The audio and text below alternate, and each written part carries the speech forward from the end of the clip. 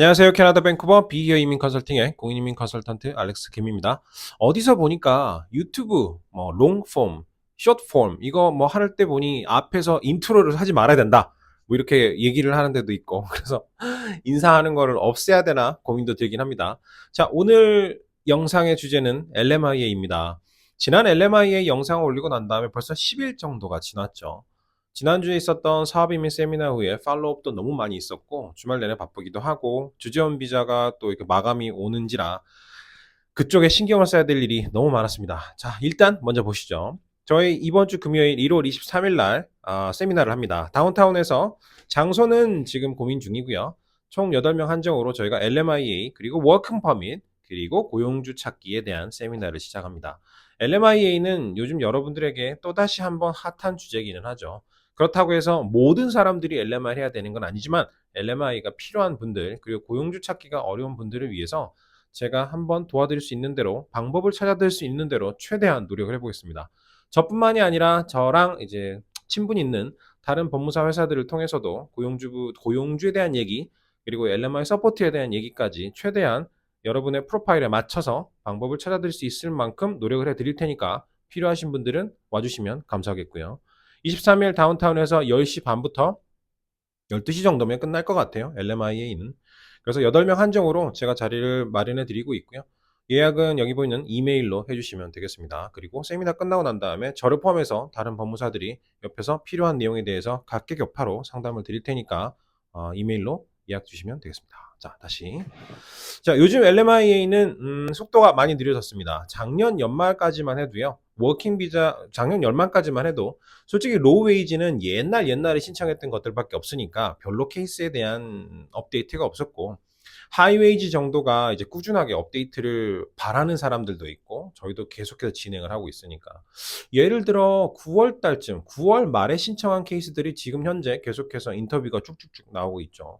그렇게 따지면 9월 말에 접수를 했으니 10월, 11월, 12월, 1월 중순이니까 이제 하이웨이지를 신청해도 최소 3개월 반 정도는 고민을 해야 될 것 같습니다.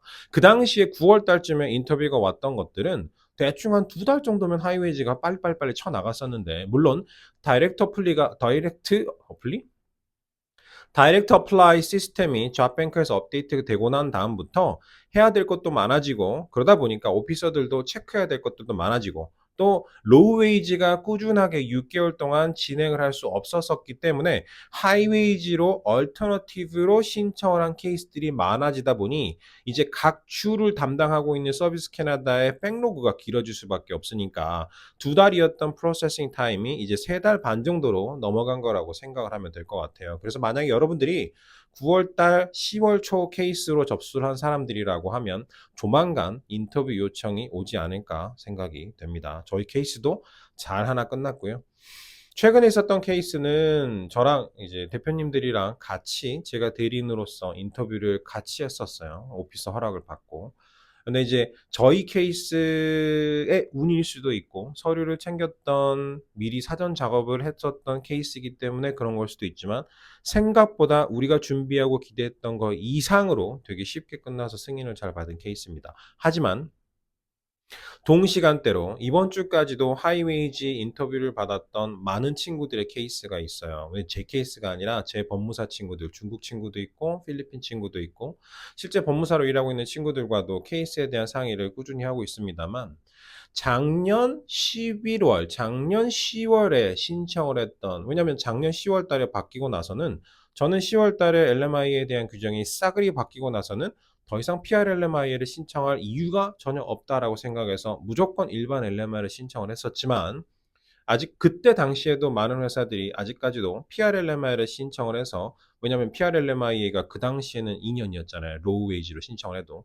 하지만 어차피 10월 달에 바뀌었기 때문에 그래봤자 신청을 해도 1년이었는데 아마 10% 조건이었나? 아니야. 그때도 10% 바뀌었었는데. 어쨌든 그래서 PRLMR을 신청했던 케이스들에 대한 팔로우업도 이제 오고 있어요. 작년 10월, 11월에 들어갔던 케이스에 대한 인터뷰가 지금 오고 있다는 얘기는 무조건 PRLMI라고 하는 얘기고 그 PRLMI에 대한 결과들도 꾸준히 나오고 있습니다. 요즘에. 그리고 이제 일반 LMIA와 하이웨이지 LMI에 대한 결과들도 꾸준히 나오고 있죠. 그래서 이제 대충의 상황들을 보면 하이웨이지 케이스이기 때문에 이 웨이지가 인플레이트 됐다라고 믿고 있는 오피서들의 이 리뷰가 어세스먼트가 대부분이고 그 이유 때문에 많은 케이스들이 거절을 당하고 있는 거죠.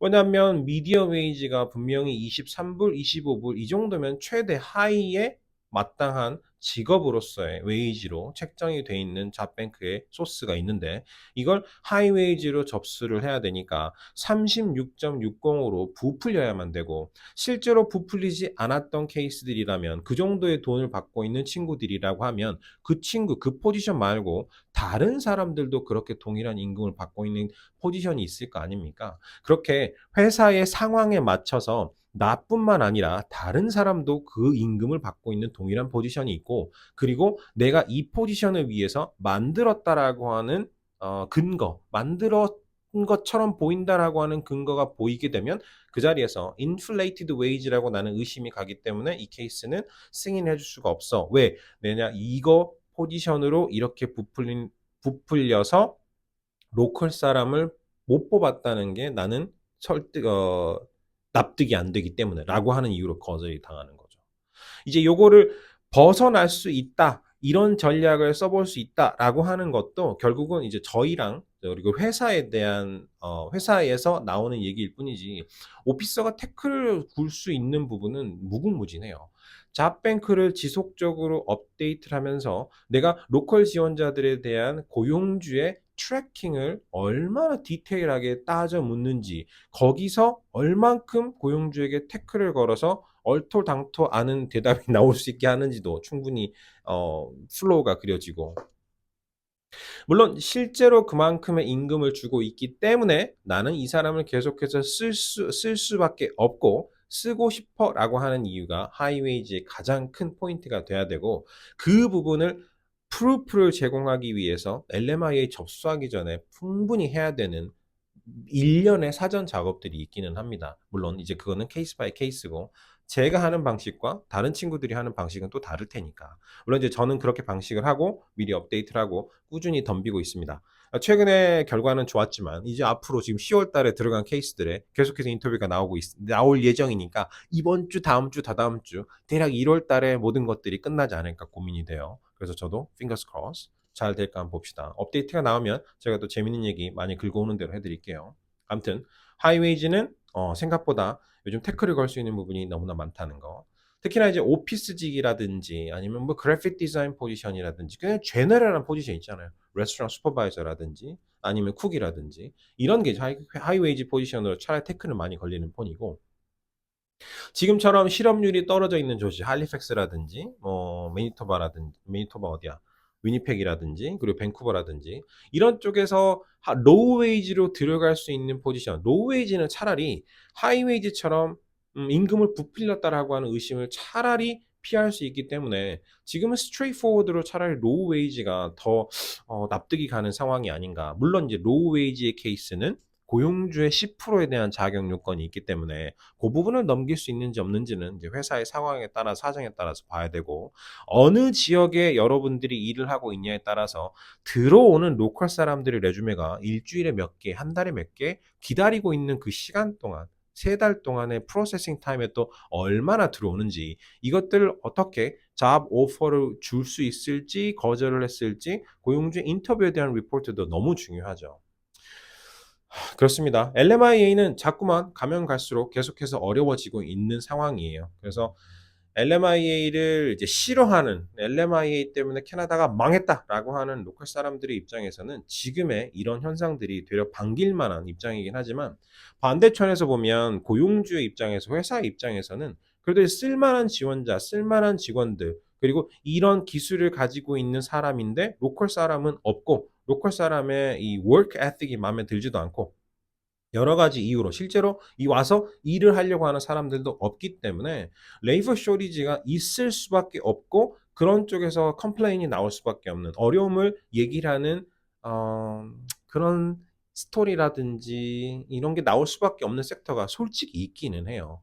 LMIA가 없으면 진짜 사업이 돌아가기 힘들 수 있는 섹터도 있기 때문에 이걸 한쪽의 방향만 보고 네가 맞네 내가 맞네 이렇게 말하기는 조금 어려울 것 같아요. 자, LMIA 소식은 제가 또 들어오는 대로 업데이트 마련해 보도록 하겠고요. 이번 주 23일 날 오실 수 있는 분들은 저희 세미나 잘 참석을 해서 제가 얼마나 여러분들에게 도움을 드릴 수 있는지 한번 찾아봅시다. LMIA를 이해하는 게 첫 번째예요. 내 포지션으로 내가 올바른 NOC 코드를 찾아서 내가 어디에 취업을 할 수 있는지, 내가 LMIA를 지원을 하려면 뭘 물어봐야 되고 어떤 걸 미리 살펴봐야 되는지. 결국 LMIA는 내 서류가 아니라 회사의 서류니까. 근데 또 LMIA만 알아보고 신청을 해도 되는 건 아니에요. 고용주가 LMIA를 내준다고 한들 이 LMIA를 받아서 워킹 비자를 신청하는 건 내가 되는 거니까, 그러면 워킹 비자 수속의 어세스먼트에 내가 자격 요건이 맞는다는 걸 보여줘야 되니까 워킹 비자 서류를 위한 내 경력과 내 학력에 대한 작업도 미리 프루프를 준비를 해야 된다는 얘기죠. 그래서 LMIA하고 워킹 비자가 여러분들이 생각하는데 그렇게 쉬운 작업은 아닙니다. 전체적으로 처음부터 끝까지 모든 게 일괄적으로 컨시스턴트하게 만들어야 되기 때문에, 그래서 얘기할 거리는 되게 많습니다. 저는 또 좋은 얘기 만들어서 다시 돌아오도록 하겠습니다.